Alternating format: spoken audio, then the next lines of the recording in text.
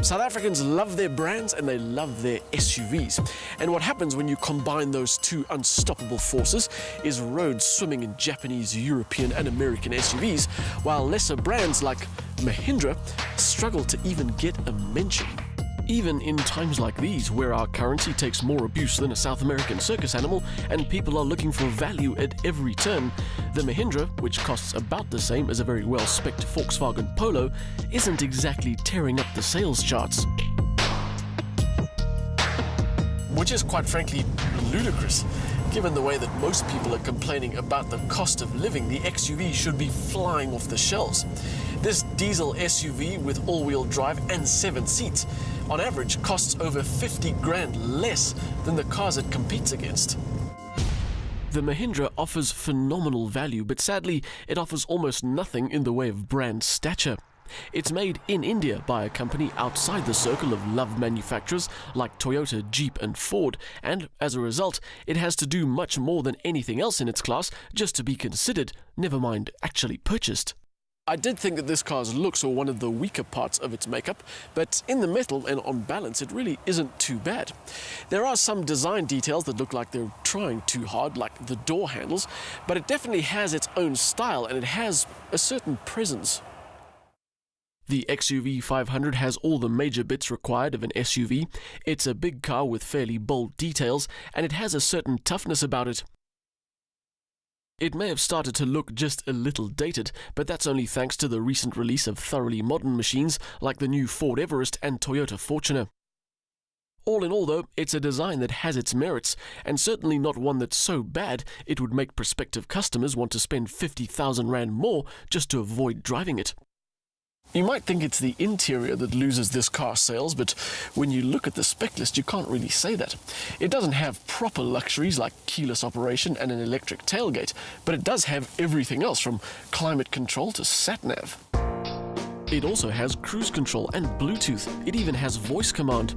Mahindra have also created an app for the XUV500, which is fairly basic, but it proves that this car is adding value at every possible point. There is a tiny bit of room for concern when it comes to some of the materials. The plastics are a little on the hard side, and the wood grain pattern isn't very attractive. But then the touchscreen interface looks good and generally works well too. In terms of utility, it is a full 7-seater, the rearmost seats fit nicely into the floor, and what's left over is a decent-sized load space. Passenger space is also what you'd expect from an SUV, with all passengers benefiting from decent room all round. The 2.2-litre turbo diesel with 103 kilowatts and 330 newton meters is the only choice in the XUV500, as is the 6-speed manual gearbox driving all 4 wheels but without low range. Despite the lack of choice, the drivetrain is one of the standout features of this car for one simple reason: the low-end shove, which is fantastic. It means no matter what gear you're in, it always responds really well. The downside of that bottom end, well, that's where all the shove is. Venture towards 3,500 RPM and above, and the forward momentum is replaced by a lot of noise and not much else. Realistically though, it is a very easy thing to live with in all kinds of driving conditions. On the face of it, the Mahindra is a very competent SUV, and it should do far better than it does sales-wise. And here comes the but. But when you spend time with it, you find that the details are lacking. Simple things like seat cushions in the front which don't feel wide enough and a wobbly gear shift action. And then some really annoying things like parts of the touchscreen interface that can be frustrating to use, and a start-stop system that really does need to go back to the R&D department. I'd say that at least 50% of the time, the start-stop system in here switched off when it was supposed to, albeit in a very unsubtle way, but then didn't restart when it should have. And to compound the issue, it's difficult to tell in daylight whether the switch to deactivate the system is in normal mode or bypass mode. So, the Mahindra XUV500 is a well-thought-out SUV, but not the most well-executed.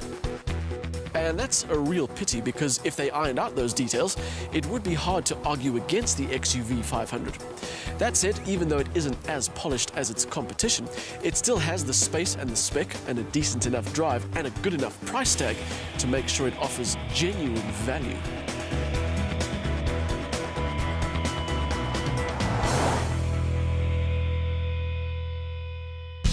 The Mahindra XUV500 is easy to live with thanks to a motor with lots of low-down shove, matched to an interior that's very well spec'd at the price.